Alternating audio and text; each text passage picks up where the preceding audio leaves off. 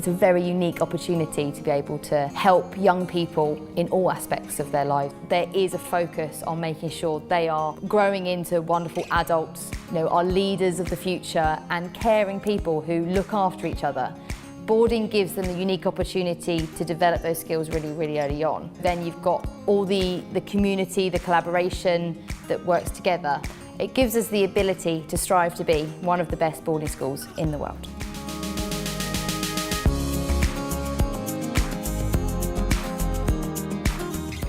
I think it's incredibly rare to find an environment where you can learn an incredible amount about yourself in a safe and reflective way. They are given the freedom to make errors, make mistakes, and then we have the safety net behind them that allows them to reflect upon and improve upon the way they live their lives. The big thing is that we make it feel like a home. Because it's such a small area, it's a nice community feeling, and that's what we have here. We've got the boarding houses, and we've got our separate dining hall. So we just refer to it as the village. We've got weekly boarding, first of all, which is generally where they stay Sunday night through to Friday. It allows the parents to run their business, and then when they go home on a weekend, the parents have got time to have quality family time with their kids. And then we've also got the fuller boarders. We've got some people from Thailand, and they tend to be from places like Koh Samui and Phuket, or fully international, where they've come from places like China, Hong Kong, Malaysia, Bhutan. Every house has a house mistress or a house master, and they're the ones that are responsible for running the house and making sure that all the logistics behind the house are done. All the staff that work here are really highly trained. We all come from different backgrounds and walks of life, so we all offer something different to the village. So on any one night, you've got normally at least 3 members of staff on duty in every house. On top of that, we've got a security guard in every single house, and they are there 24/7. The housemasters are really kind and they understand kids. I think they're like a parent to everyone in boarding. When you need tips on life or just anything in general, they can help you.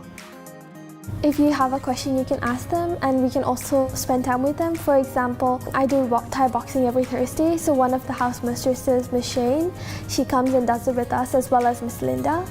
And just today we were doing some baking, so it's really nice that we can do small activities with them as well. Another good thing about being in boarder is the tutors. They come from the schools. Sometimes they are your teacher, so they understand about what you need work on and what's your strength and your learning style. We have teachers from the day school come over after dinner.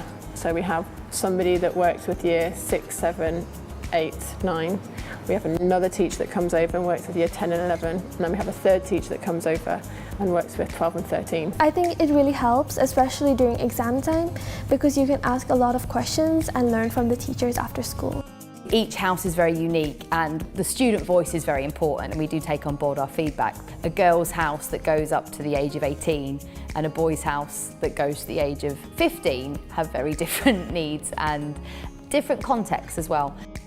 It's really nice when you see the boys and the girls mixing, and it's something we encourage, but we have boundaries. So for example, the girls would only be allowed into the ground floor common room of the boys' houses. And likewise, the boys were only allowed into the ground floor common room of the girls' houses. So on a weekend, we might take them kayaking on the lake. On an evening, they get the chance to go to the sports hall, they get the chance to go to the gym if they're old enough.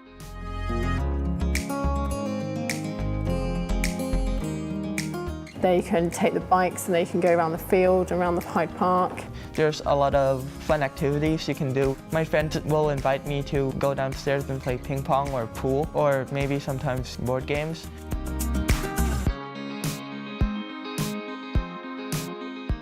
What they get here, I think, is that community feeling. It is the village. I think it's a lovely way to call this as well. This fact that they're not just being cared for by their house parent or their house mistress or whoever lives there. Each person in our community, and that includes staff who pop along or other parties who come and get involved in the village, care and want to add something to these students' lives. Nothing gives us more pride than actually witnessing our graduates from boarding, people returning and talking about the way they've very quickly integrated, become comfortable and begin to flourish in their new environment, albeit undergraduate education or indeed into the society.